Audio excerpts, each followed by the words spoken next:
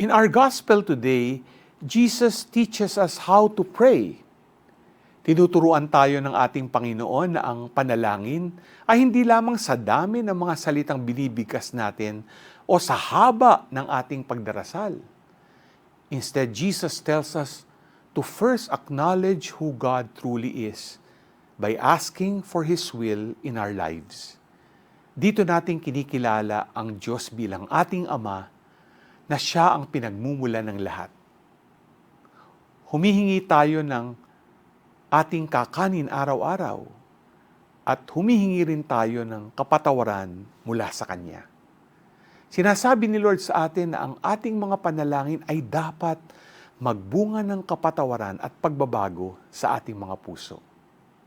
Sa pagdarasal natin ng Ama namin, pinapadama sa atin na meron tayong Amang nasa langit na handang makinig at magmahal. Naway patuloy tayong mamuhay ayon sa kalooban ng Diyos sa ating buhay. G ka ba?